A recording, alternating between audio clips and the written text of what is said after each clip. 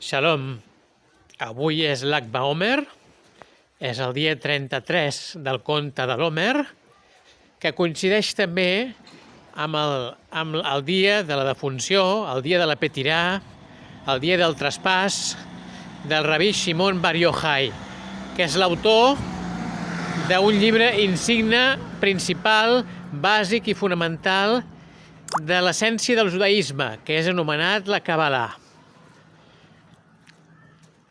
Aleshores, volia fer una reflexió que, de fet, Rabí Shimon Bar Yochai, amb la seva obra i la seva vida, ve a reflectir i ve a exemplificar la idea principal que està darrere no només de la Kabbalah, sinó del judaïsme en general, que és que l'ésser humà té la missió suprema d'expressar la divinitat de la seva essència, que és la seva ànima, de donar-li sortida, de donar-li una actuació a aquest món.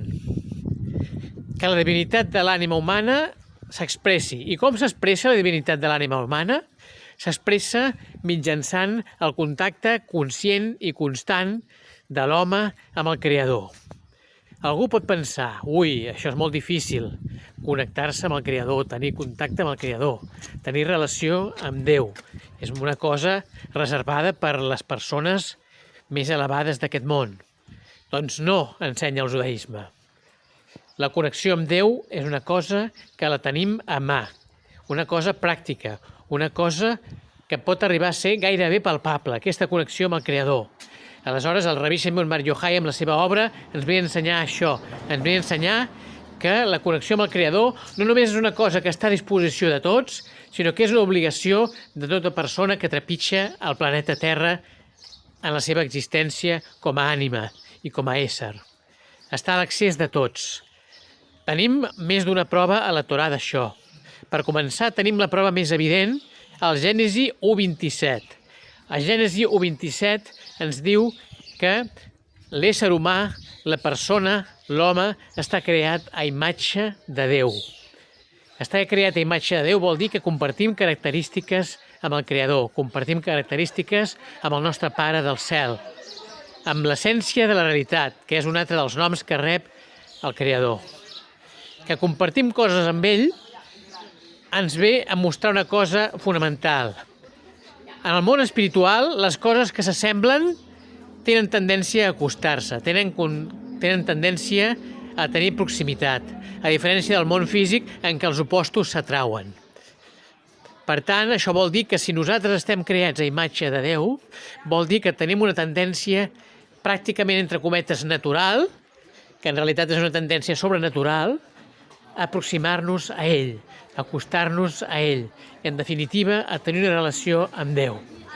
Aleshores, el que us volia mostrar és que no només la Kabbalah ens permet acostar-nos a Déu, sinó que la vida jueva, l'aplicació pràctica i palpable i quotidiana del judaïsme ens permet també, o com a mínim idealment ens ha de permetre també a tenir proximitat amb el Creador i a tenir una relació profunda, autèntica i joiosa amb ell.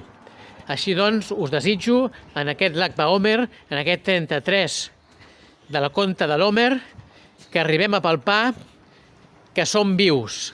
Rabí Shimon Bar Yochai va morir en el 18 d'Iyar, 18 en hebreu és Chai, Chai vol dir vida, Chai vol dir que és viu, perquè Rabí Shimon va arribar a ser viu fins i tot en el dia de la seva mort, després d'haver viscut una vida cercant intensament i insistentment, i fins a aconseguir-la la proximitat i el contacte amb el Creador. Així doncs, que Hashem ens beneeixi amb aconseguir que la nostra vida sigui culminada, com la de Rabí Shimon Bar Yochai, però sobretot sigui expressada la vida en si, la vida mateixa, com un constant contacte amb el nostre Pare del cel. L'Ag BaOmer Sameach.